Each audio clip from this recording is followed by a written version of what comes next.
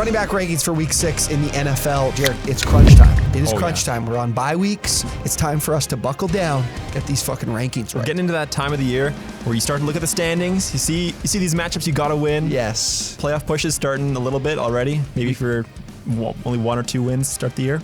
Need these wins. Or if you're Jared and you're 0-5. We don't talk about that.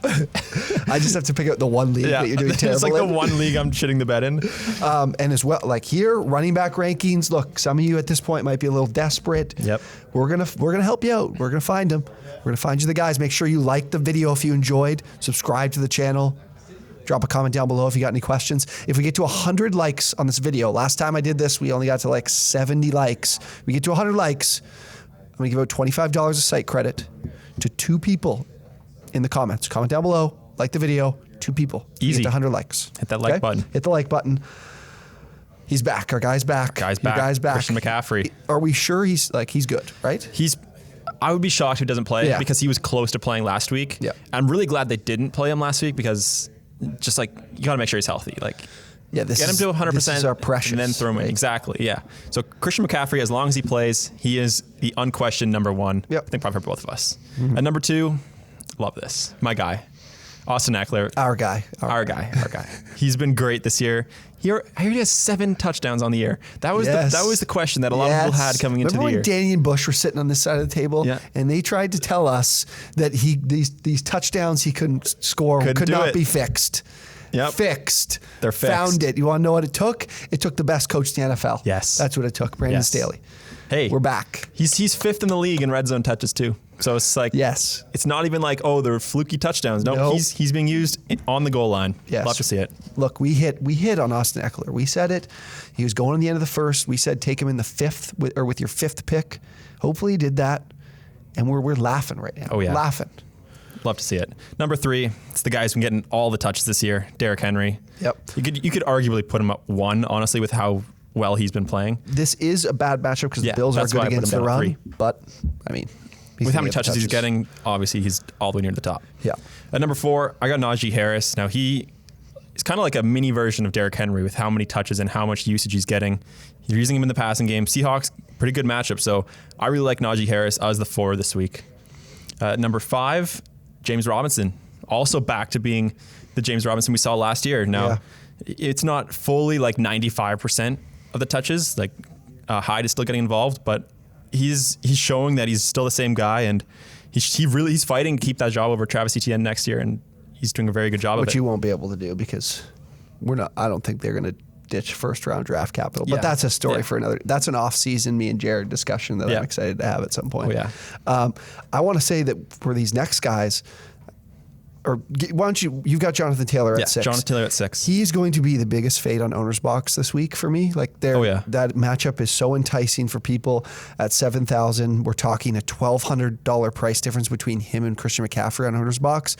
He is going to have 30+%. Yeah. Oh yeah. Everybody just saw him have that insane run against the Ravens last night. Yeah. And you're like, oh, he's got the Texans. Absolutely have to be my lineup. So definitely fade him on OwnersBox, but obviously season-long leagues, he's one of the best starts of the week. Yeah. Texans, easy matchup. Go check out, we drop our OwnersBox video for some your DFS. If you're playing DFS, you should be playing it over at OwnersBox. We drop that video on Friday or Saturday. So go check out that video if you're watching this later on in the week. Next at 7, Dalvin Cook. Another guy kind of like Christian McCaffrey, should be back this week. He was a game time decision last week. I'd be surprised if he doesn't suit up. This is so Dalvin Cook. Like these are the kind of things for him where it's like he doesn't have an injury that's like, the Clyde injury last week where it's like that's scary. It's always like, oh, he's banged up. Yeah. Maybe he plays, maybe he doesn't. Yeah, it's always like misses a couple 2 weeks. Games. Yeah. So if he plays, and again, another one of the top backs. Panthers kind of a difficult matchup though, not the easiest. Yeah. But I'm not worried about him at all. No. At 8, Aaron Jones. The Bears, they're a tough matchup, but Aaron Jones, and he's kind of losing some touches to AJ Dillon. Yeah. He seems to keep getting more and more touches. He does. He looked good last week too. Yeah. So Aaron Jones still a great start, but he's slightly moving down, honestly, a little bit for me. Yeah, I mean, he's still at 8 though. He'll get involved in the passing game too. So 9, Ezekiel Elliott. Now this running game is a lot better than I thought it would be for both Zeke and Pollard. Yep. And with how much they run the ball, like Zeke is just a great start, even with how involved Pollard is. Yeah. So Zeke is a top 10 back for me, probably rest of season. Patriots not the best matchup, but yeah, at this point, I'm not scared of the Patriots. I'm not too worried at all. 10, finished out the top 10. Nick Chubb, he had a great week last week, but so did Kareem Hunt. Both guys, kind of like Zeke and Pollard, even more so than Zeke and Pollard. These guys are just running train on anybody. These guys are still running in SoFi Stadium right now. Yeah, it's insane how well both these guys are doing. Cardinals, Hunt is. We talked about this. You mentioned it when we talked buy low, sell high last week. Like the usage of Hunt is really interesting. Yeah. I don't know if you remember, but in the fourth quarter there, they scored and they had Chubb on the field inside the red zone, and then they took him off to put Hunt in from like the 4, and then Hunt scored. Yeah, I was like, wow. I looked at the red zone numbers, like red zone touches. Chubb is still top 5 in the league in red zone touches, but yet Hunt's getting more touchdowns. Yeah. Like maybe Hunt's just a better goal line back, which as a Nick Chubb owner, it's tough to see. But like obviously both these guys are great starts moving forward. I don't like that I've seen over the last week or so that people are talking about, how could you, I was right on this. How could you draft Nick Chubb, in the first round? Look, just because Kareem Hunt's getting touches and taking touches away from him does not mean that Nick Chubb is not a, pretty much a weekly top 12 back. Yeah, he's still getting 20 touches a game. Yeah, so it's not it's taken away from him, sure, from him being like a Derrick Henry, possibly the number 1 back on the season type guy, but he's still going to be great. Yeah, for sure. Back end RB1. DeAndre Swift at 11. Bengals, kind of a mediocre matchup, but like Swift just has that floor. Now there's a rumor speculating that when Tmack makes the rankings, DeAndre Swift plays well, and when I make the rankings, he plays poorly. Yeah. So I'm a little worried about that. But besides that, I love everything about DeAndre Swift this week. Now to finish out the top 12, Joe Mixon at 12. Like he's got the Lions this week. I know he's a little banged up, but he's going to be a little healthier this week. I expect him to see more of a full-time role. Samaje Perine, I'm benching him at this point. He's got COVID, so it's unsure he does. whether he's going to. Okay. I don't know if he is vaccinated or not, but he's on the COVID list. Okay. So yeah, Chris Evans too. Evans thing. Like I think Joe Mixon will take back this role. So obviously a must start. 13, Darrell Henderson. He's like the only running back who has. Your next, this is another, we go back to that buy low, sell high video. I talked about how excited I am about Darrell Henderson, and then Sony Michel's taking touches from him last week, and it just pissed me off. That touchdown that Sony Michel got was painful. It's like you gave him 7 snaps last week. You were pissed off about the fumble, and then here we are. We're just back to it. Like Michel's not really that. Like Henderson's a better. Again, you said it when we talked about this. Like the excitement that would have been from Cam Akers in this lineup. You hate to see it, but Darrell Henderson has been good. He's putting up like 15 plus points in every single game. Giants, kind of a meh matchup, but I fully expect him to do the exact same thing. See another 15-point week from him this week. At 14, Antonio Gibson. He's kind of a touchdown reliant guy. Do you think that this is an opportunity? Like, do you think there's greener pastures type deal for him? Like for Gibson? Yeah. We haven't seen it yet. I was so excited after week 1. Then we just realized that the Chargers have the worst run defense in the NFL. Yeah. So that's kind of where that start came from. But man, it's been a struggle for people who have Antonio Gibson. Right now. I was expecting a lot more. This is the matchup. Yeah. This is where we find out. So if you do want to buy Gibson, if you think he can, he's going to be better, you should buy him now before it's too late. Definitely. Because like the Chiefs suck. I'm sure he'll have a pretty good game this week. Yeah. The only thing I really hate is that McKissic is still so involved in the passing game. So that's taking away from Gibson. Besides that one 73-yard screen pass he caught, he's not really doing much in the receiving game at all. McKissic hasn't done much though, like fantasy-wise. Obviously, a guy like him is not incredibly relevant, but even so, he hasn't done very much. He hasn't had a lot of production other than that one play last week. 15, Kareem Hunt. Like him and Nick Chubb, as we discussed, great tandem. Both are going to produce every week.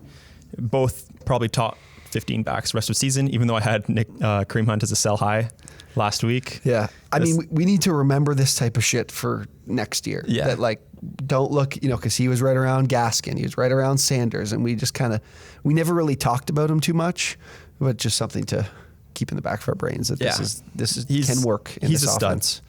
Then I think there's a big drop off. I like these top 15, and then it kind of gets a little dicey after that. But this is where we find good players to start for people. This is where you need the gems. Yes. You hit on these guys, that's when you're going to win the week. Yes. 16, Leonard Fournette. Now, Roder's a bum. He isn't doing anything in this offense. It's all Fournette. Yep. Bernard's a little bit involved in the passing game, but Fournette's the main guy. Eagles' rush defense not as good as we thought, so I think he's probably still kind of touchdown dependent just because they don't run the ball that often. Yeah. But like Fournette's not a bad RB2 start this week. No, I'm with you there. I don't mind it at all where he is, because I mean it's just a matter of the type of offense he's in, and then this is a pretty good matchup for them and a great game script likely. I don't know how many points they're favored by. I would assume it's a pretty decent amount. Yeah. At 17, I got the Saquon Barkley replacement, Devontae Booker. The main reason I have him this high is because I think he's going to be quite involved in the passing game.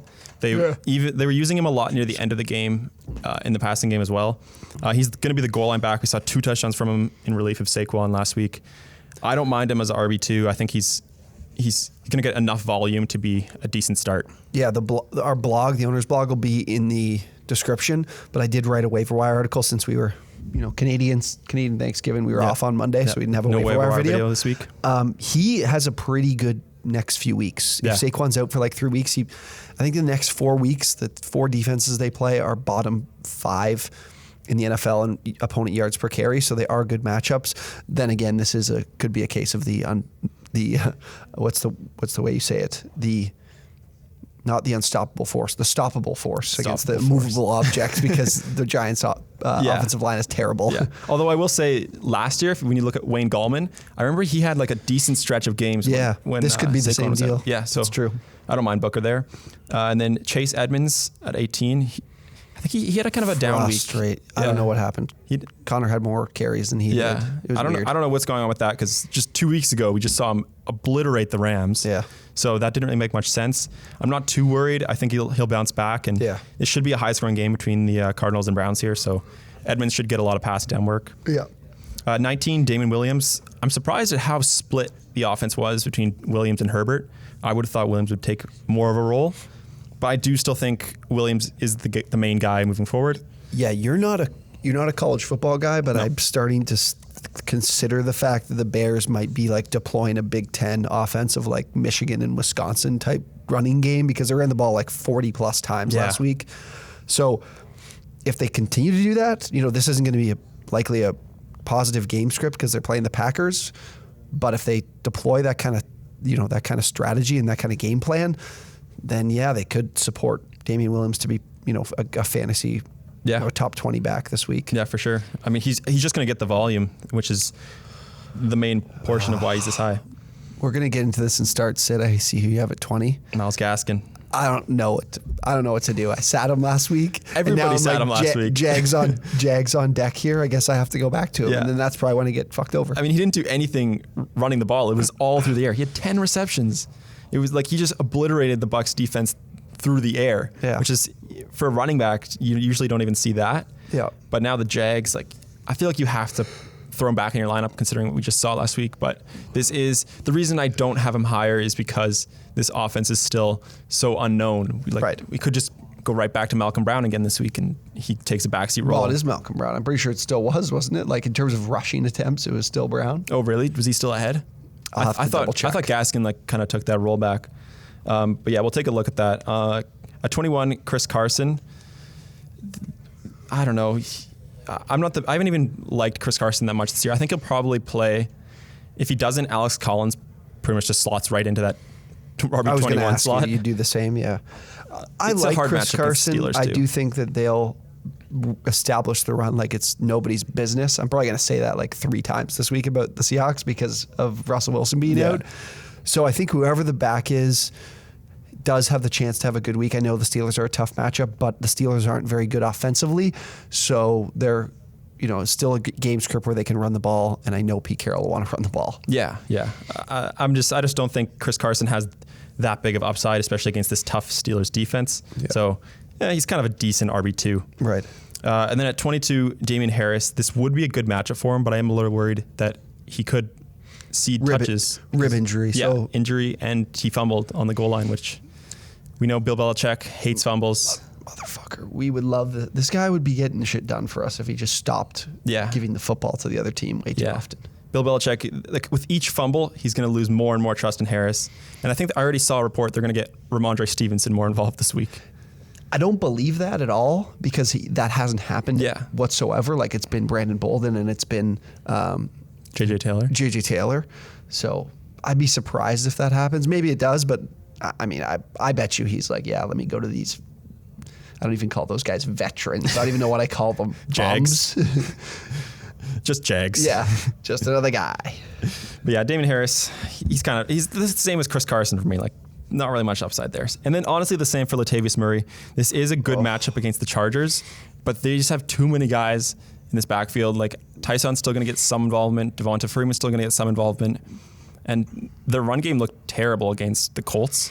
I'm going to find a way to attack the Ravens on OwnersBox this week. It's not going to be Latavius Murray because I got to zag a little bit because this is obviously a really good matchup. Yeah. So it's so hard to. I wish we could tell you like, here's the guy you play in a great matchup. But we have no idea. Don't know who the guy is. We don't know. Latavius Murray's the most likely guy in my opinion. Yeah. But yeah, that's what's stopping him from being any higher. And then to finish out the top 24, Josh Jacobs. He's just a guy he's like a touchdown dependent guy. He's like the most touchdown dependent guy in the league almost, it feels like. Like if he doesn't score a touchdown, he's just going to put up 6 or 7 points. And then if he does, he'll have a decent game. Broncos are a hard matchup though, although Najee Harris did just run really well against them. Yep. I'm not that high on Josh Jacobs this week. I'm probably lower on him than most. His salary on OwnersBox is $6,100, which is quite lower than most of the guys I put ahead of him. You mean quite higher? Yeah. Or yeah, higher than the guys I put ahead of him. Yeah, so. I've got a decision to make this week. We'll talk about it on start sit, but I've got like Jacobs or I can't remember who it was now, a couple wide receivers. I think he's definitely like a flex consideration for a good amount of people because we kind of talked about Jacobs as a guy to not, you kind of wanted to avoid, only take him if he had him at a great ADP. So he's probably a flex consideration for a lot of people watching. Yeah. Any surprises that I didn't put in the top 24 for you? Javonte, I guess, would be a surprise just considering, we've got guys like Gaskin and Damian Williams in here. Yeah. Other than that, I mean, we know the Eagles aren't going to have a back that's relevant. That's already pretty much decided. I would have Gainwell ahead of Sanders just because the passing game involvement will likely be higher for Gainwell than Sanders, I think. I know you hate Darrell Williams, but if the Chiefs do have a really positive game script here, I wonder what his usage will be. Otherwise, I mean, no chance I'm willing to figure out what goes on with the Titans and the Bills. Yeah, yeah. And at 25, I had James Conner, which he's just the same as Josh Jacobs. Khalil Herbert, as I said, Damian Williams is the guy I think over him. So I'm a little bit less high on Javonte Williams as you might be just because we still haven't really seen it. I know we saw that one insane run, what was it, 2 weeks ago? Against, was it the Steelers? Who? Javonte Williams, where he just went beast mode on them. Yeah. No, it wasn't Steelers. He just played the Steelers. It was it the Ravens?